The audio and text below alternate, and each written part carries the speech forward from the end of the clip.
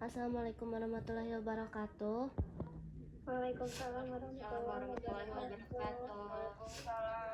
Okay, good afternoon everyone. Today we want to talk about reflective practice for TESOL practitioners by Group 8. Next slide. Here's the group member. The first one is Indah Pesona Aisyah and Miradina Rosaria Ramdhani, and the last is Salma Fatihah. Next. Okay, the first one I will talk about introduction to reflective practice. Reflective practice refers to the process where teachers think critically about their teaching experience in order to improve their classroom practice and professional development. According to Shiroki and Farrell, a reflective practice is not only about thinking after teaching, but also about understanding why teachers make certain decisions in the classroom. Teachers reflect on classroom activities, student response, teaching method, and learning outcomes. To this process, teachers can identify their strength and weakness. Shiroki and Farrell also explain that reflective teachers become more flexible, analytical, and responsive to student needs. In this context, reflection helps a teacher adapt to different language abilities, culture, and classroom situation. Therefore, reflective practice is considered an important part of becoming an effective English teacher. Okay, next slide.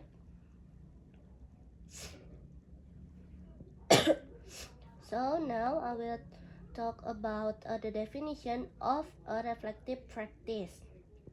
According to Farrell, a reflective practice is a continuous process in which teachers critically examine and evaluate their teaching experience to improve future teaching practice. Reflection is not limited to classroom techniques only, but also includes cognitive, emotional, social, and professional aspects of teaching. Shiroki and Farrell emphasize that teachers should ask reflective questions such as what happened during the lesson, why did it happen, and what can be improved for future teaching. This question can help teachers to understand their teaching more deeply and avoid repeating ineffective practice. Reflective practice also encourages teachers to connect theory with classroom practice. By reflective regularly, teachers can make better decisions and become more aware of their student learning needs. So, reflective practice is an ongoing learning process that support teacher professional growth. Next slide. Okay, this is important of reflective practice in TESOL. Reflective practice is very important because TESOL teachers work in diverse and constantly changing classroom environments. Students may have different language abilities, motivation, cultural backgrounds, and learning style. According to Shiroki and Farrell, reflective practice helps teachers understand these differences and respond more effectively in the classroom. Through reflection, teachers can improve teaching effectiveness, understand students better, solve classroom problems, and support their own professional development. For example, if students seems less motivated during a lesson, reflective teachers will evaluate their teaching methods and consider new strategies to increase students' engagement. Sorry. Farrell also explained that reflective practice encourages teachers to become lifelong learners because they continuously evaluate and improve their teaching practice. Therefore, reflective practice is essential for TESOL teachers to create meaningful and effective learning experience. Okay, the next material will be delivered by Indah.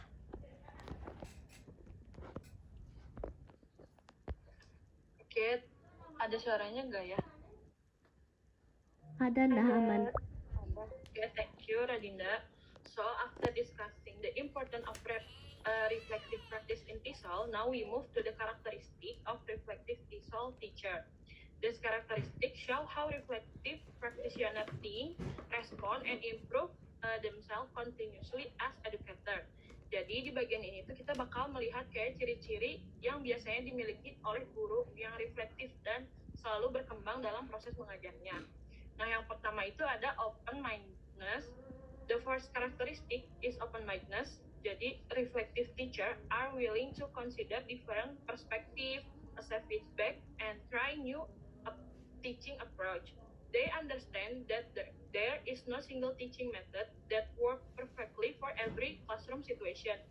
Jadi guru reflektif itu kan pasti sadar ya kalau misalnya setiap kelas itu beda-beda. Nah, tidak semua student itu cocok sama metode yang sama karena mereka kayak punya learning style, personality, and English ability yang berbeda. Nah, for example, when a speaking activity does not run well and student become passive, reflective teacher do not immediately blame the student by saying the student are lazy, but they try to reflect and ask deeper questions such as were the instruction clear enough, was the topic too difficult, did students have enough vocabulary support, or maybe they felt nervous to speak English. Nah, dari situ guru bisa kayak mencoba mencari solusi lain, misalnya kayak ngasih contoh dialognya dulu, atau misalnya mengganti topik yang lebih familiar sama si studentnya, atau bisa juga buat kayak pair discussion supaya si studentnya lebih nyaman berbicaranya. Kan kalau sama teman si studentnya itu merasa lebih bebas gitu ya, nggak takut. They show that reflective teacher are flexible and willing to adapt according to classroom needs. Jadi mereka itu nggak kaku atau nggak terpaku sama satu teaching style aja. Nah, open-mindedness ini important in TESOL because English classroom are usually very diverse. Students might come from different cultural background and have different motivation in learning English. Karena itu makanya guru itu harus punya mindset yang terbuka dan siap menyesuaikan si pembelajarannya. Nah, next is critical thinking. Critical thinking means reflective teacher analyze classroom situation carefully instead of making quick assumption. They try to understand the real cause behind classroom problems. Jadi guru reflektif itu nggak langsung ngejudging gitu atau menyimpulkan sesuatu tanpa mereka analisis terlebih dahulu. For example, when students look bored during the lesson, some teacher may immediately think the students are not motivated. However, reflective teacher think more critically by asking, is the lesson too difficult? Is the activity too repetitive? Are the students tired? Or maybe my explanation is too long? Nah, kalau dengan berpikir kayak gitu, si guru itu kayak bisa melihatkan masalah dari berbagai sisinya. Bukan kayak cuma nyalahin studentnya aja. Another example is during speaking activity. Sometimes students stay silent, not because they are lazy, but because they are afraid or making mistake or they do not have enough vocabulary. Jadi reflective teacher itu bisa mencoba cari akar masalahnya dulu kayak sebelum menentukan si solusinya. Nah, critical thinking ini help teacher make better instructional decision because their action are based on analysis and reflection, not emotion or assumption. Karena kemampuan berpikir kritis itu sangat penting dalam reflective practice ini. Nah, next is self-awareness. Self-awareness ini refers to teacher understanding of their own teaching behavior, emotion, strength, and weakness. Reflective teacher regularly evaluate themselves by asking questions like, am I speaking too fast? Have I given students enough opportunity to participate? Or is my classroom atmosphere supportive enough? Jadi guru reflektif itu bisa sadar terhadap cara mereka ngajarnya dan bagaimana perilaku mereka itu mempengaruhi si studentnya. For example, after watching a recorded lesson, a teacher might realize that they dominate classroom talk most of the time while student only listen passively. Nah, dari situ guru bisa mulai sadar bahwa si studentnya itu perlu lebih banyak kesempatan gitu buat practice speaking and interact might decide to use more pair work, discussion, or communicative activity in future lesson. Self-awareness also include emotional awareness. Reflective teacher understand that their emotion can affect classroom atmosphere. Misalnya kayak kelasnya ribut atau studennya itu sulit dikontrol gitu. Nah, guru reflektif ini itu mencoba kayak biar tetap kalem dan profesional daripada mereka harus langsung marah secara emosional. Nah, karena kalau si gurunya tegang atau mudah marah, studennya kan jadi bisa ngerasain takut sama kurang nyaman gitu belajar bahasa Inggris sama teacher ini. So, self-awareness help teacher create positive and supportive learning environment. Now, next is responsibility.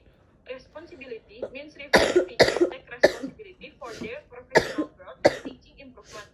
They do not simply blame student, curriculum, or classroom condition when problems occur. Jadi, kalau misalnya si pembelajarannya nggak berjalan dengan baik nih, mereka tuh nggak langsung berpikir kalau ini tuh salah studentnya. Instead, they reflect on their own teaching process. Okay, for example, if student perform poorly in speaking assessment, reflective teacher might ask, did I provide enough speaking practice? Atau were the instruction clear enough? Atau bisa juga, did student receive enough support and feedback? Nah, dengan gitu, guru jadi bisa lebih fokus kayak mencari solusi dan memperbaiki teaching strateginya daripada kayak menyalahkan keadaannya. Nah, jadi mereka itu nggak hanya mengajar sebagai rutinitas, tapi benar-benar ingin berkembang menjadi edukator yang lebih baik. Nah, and the last is continuous learning. Continuous learning means reflective teacher continuously develop their professional knowledge and skill throughout their career. They understand that education technology and student needs are always changing. Therefore, teacher also need to continue learning and adapting. Jadi reflective teacher ini nggak merasa sudah cukup atau sudah paling benar, tapi mereka itu selalu sadar gitu bahwa selalu ada hal baru yang bisa mereka pelajari. Nah, they improve themselves through kayak bisa reading research article atau attending seminar and workshop atau discussing with college atau trying new teaching method atau bisa juga reflecting on classroom experience. Now, for example, a teacher realized that students become more active when using game and interactive learning activity. Then the teacher start learning more about game-based learning and communicative teaching approach. Nah, dari situ si guru bisa mengembangkan nih metode mengajarnya biar pembelajaran itu lebih engaging and effective. Continuous learning is especially important in TESOL because language teaching environment are very dynamic. Student need and learning style can change over time. So, teacher must continue improving themselves to stay relevant and effective. Next slide.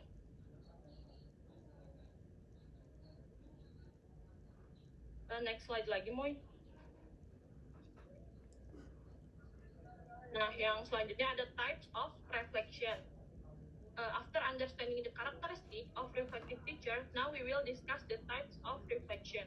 According to Farrell, reflection can happen before, during, and after teaching. Jadi si reflection ini bukan cuma dilakukan setelah mengajar aja, tapi kayak terjadi di berbagai tahap dalam teaching proses.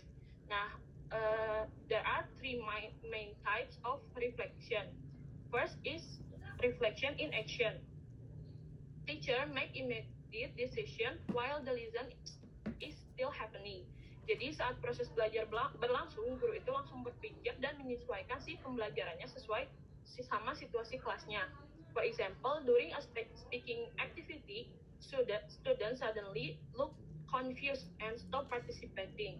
Nah, a reflective teacher may immediately, misalnya simplify the instruction atau provide additional example atau bisa juga switch from group or work to pair work.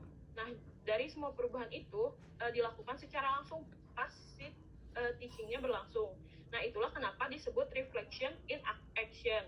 Another example is when students begin losing focus during a grammar explanation, the teacher may spontaneously change the activity into a game or interactive discussion to regain student attention. This type of reflective is important because classroom situations are often unpredictable. Jadi guru itu harus bisa fleksibel dan bisa cepat gitu menyesuaikan si strategi mengajarnya. Nah, yang kedua itu ada reflection on action. Nah, reflection on action ini take place after teaching. Jadi selesai mengajar. Teacher analyze and evaluate what happened during the lesson. Jadi misalnya setelah kelasnya selesai, si guru itu bisa coba lihat kembali apakah si pembelajaran yang tadi itu berjalan efektif atau misalnya masih ada hal yang perlu diperbaiki. Nah, reflective teacher might ask question like what worked successfully atau which activity was ineffective. Now, for example, after class, a teacher relayed the student were passive during speaking activity. Nah, the teacher reflect maybe the topic was too difficult or maybe student lack vocabulary. Nah, dari si reflection ini, si guru bisa lebih memahami gitu apa penyebab masalah yang muncul di kelas. Teacher often do reflection on action through teaching journal atau listen notes, peer discussion, student feedback, or bisa juga listen recording. Nah, this type of reflection help teacher learn from experience and improve future teaching practice. Nah, yang terakhir itu ada reflection for action. Nah, kalau yang ini tuh guru menggunakan hasil dari reflection sebelumnya biar untuk merancang si pembelajarannya biar lebih baik gitu di pertemuan berikutnya. For example, after realizing that students struggle during speaking activity, the teacher plan to provide vocabulary list before discussion, give speaking model, choose more familiar topic, or create smaller discussion group. Nah, dengan begitu, guru itu tidak hanya memikirkan kesalahan yang terjadi, tapi juga mulai mencari solusi untuk future teaching. Nah, yang reflection for action ini help teacher become more prepared, strategy, and responsive to student need, especially in TESOL. This is very important because classroom situation and student ability can constantly change. Gitu. Jadi guru itu harus terus menyesuaikan si teaching strateginya biar pembelajarannya itu tetap effective and engaging. Next slide, Moy. Okay, next material will be present oleh Salma Fatia.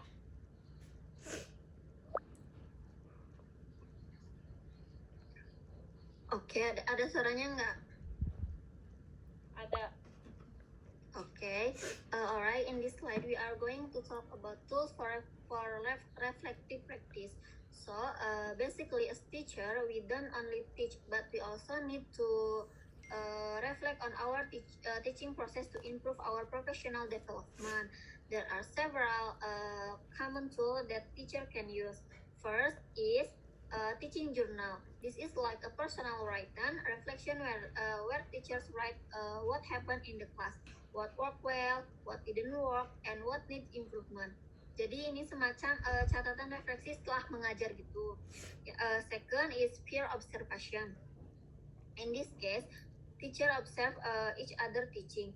Tujuannya untuk mendapatkan feedback dari sesama guru. Jadi kita bisa melihat perspektif lain yang mungkin tidak kita sadari sebelumnya. Third, next is video or audio recording. Teachers can record their own teaching and they review it later. Ini tuh sangat membantu karena kita bisa melihat secara langsung gitu bagaimana cara kita mengajar, interaksi dengan siswa dan hal-hal kecil yang sering terlewat. Then student feedback. This is very important because students are directly involved in the learning process. Dengan feedback ini, dengan feedback dari siswa, guru bisa tahu apakah pembelajaran sudah efektif atau belum dari sudut pandang mereka. And the last one is action research. This is a kind of classroom-based research where teacher identify a problem and try to solve it systematically. Jadi guru tuh tidak hanya mengajar tapi juga meneliti kelasnya sendiri. So overall, these tools help teacher to analyze classroom interaction, identify teaching problems, and improve lesson effectiveness. Okay, now let's move to the benefits and challenge of reflective practice. First, let's talk about the benefits. Reflective practice provide many advantages for teacher, especially in TESOL context. First, it helps teacher improve teaching effectiveness. Teachers can understand which strategies work and which don't. Second, it increases self-awareness. guru jadi lebih sadar tentang gaya mengajarnya, kekuatannya dan juga kelemahannya. Third, it help teacher develop their professional skill continuously. Jadi ada ongoing improvementnya, tidak berhenti belajar gitu. And lastly, it help teacher make better instructional decision, karena semua keputusan didasarkan pada refleksi pengalaman sebelumnya. However, there are also some challenge. First, lack of time. Teacher often have busy schedule. Jadi kadang kan guru tuh suka sibuk jadwalnya. Jadi untuk sulit menyempatkan refleksi. Second is heavy workload, yang membuat reflective practice tidak selalu konsisten dilakukan. Third is emotional discomfort. Sometimes reflection can be uncomfortable because we realize our own weaknesses. And the last one is limited institutional support. Misalnya tidak semua sekolah itu mendukung budayanya refleksi. So to make reflective practice effective, teacher need honesty, critical thinking, and strong commitment to continuous professional growth. Okay, maybe enough from me. I give back to moderator. Okay, that's all from our explanation about reflective. Mungkin sekarang sesi Q&A. Apakah dari teman-teman ada yang ingin bertanya?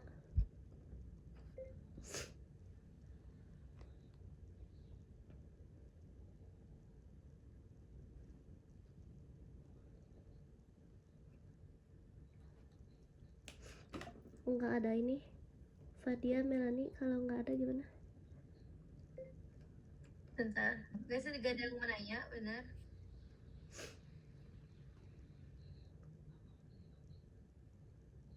Cek. Bentar, tungguin semenit lagi, weh. Kalau nggak ada, berarti udah nanti langsung ke conclusion.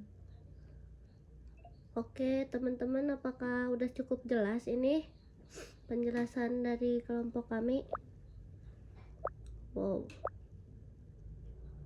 Sampai 327 ya.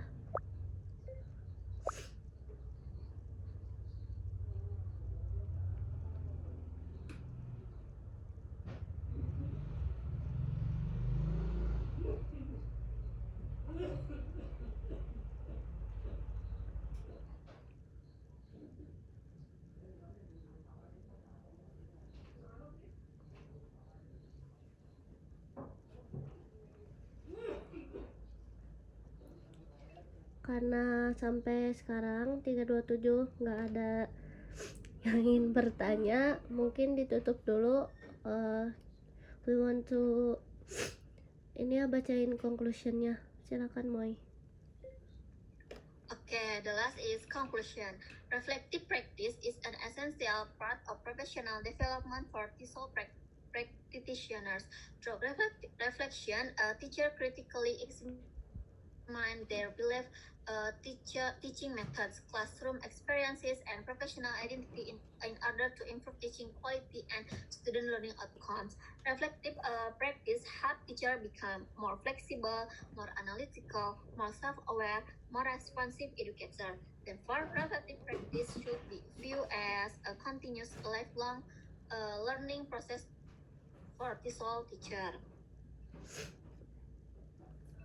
Okay, that's all from us. Thank you guys for your attention. Langsung ditutup aja. Wassalamualaikum warahmatullahi wabarakatuh. Waalaikumsalam warahmatullahi wabarakatuh.